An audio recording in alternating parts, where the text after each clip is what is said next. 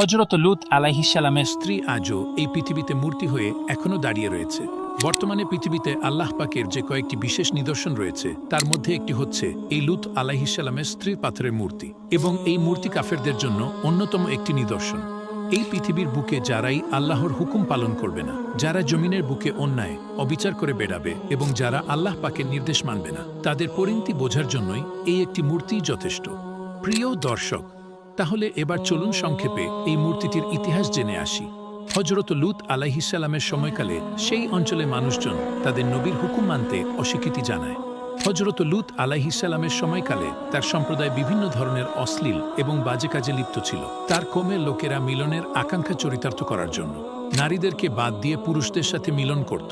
পৃথিবীর বুকে হযরত লূত আলাইহিস সালামের কওমের লোকেরা ছিল প্রথম সমকামী। ইতিপূর্বে এই জঘন্য কাজ অন্য কোনো কওমের মধ্যে দেখা যায়নি। সমলিঙ্গের প্রতি আকর্ষণ তাদেরকে বোধ করে রেখেছিল। তারা সরাসরি নবীর ধর্মকে নিয়ে কটূক্তি করত এবং প্রকাশ্যে এসব জঘন্য কাজে লিপ্ত থাকত। এমন অবস্থায় আল্লাহ তাআলা হযরত লূত আলাইহিস সালামের নিকট আযাব দানকারী ফেরেশতা প্রেরণ করলেন।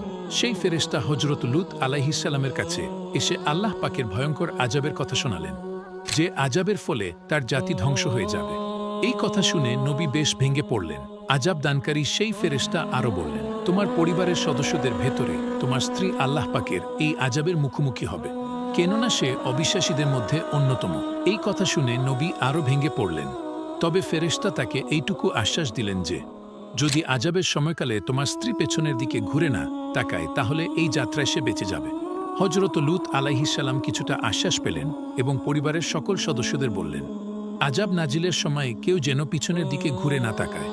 কিন্তু তার অবিশ্বাসী স্ত্রী এই কাজটাই করল।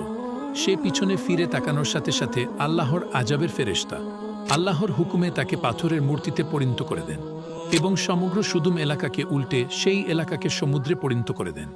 বর্তমানে এই মূর্তিটির অবস্থান জর্ডানে। বিজ্ঞানীদের ভাষ্যমতে এই মূর্তিটির গঠনশৈলী খুব একটা মজবুত নয়, তবে কিভাবে যেন আশ্চর্যজনকভাবে মূর্তিটি বছরের পর বছর এভাবে দাঁড়িয়ে আছে, বিষয়টি সত্যিই অভাবনীয়। আল্লাহ চাইলে কি না পারেন। এই মূর্তির অদূরে রয়েছে ডেড সি বা মৃত সাগর। এই সাগরের লবণের ঘনত্ব এতটাই বেশি যে কেউ চাইলে এই সাগরের উপর ভেসে থাকতে পারবে।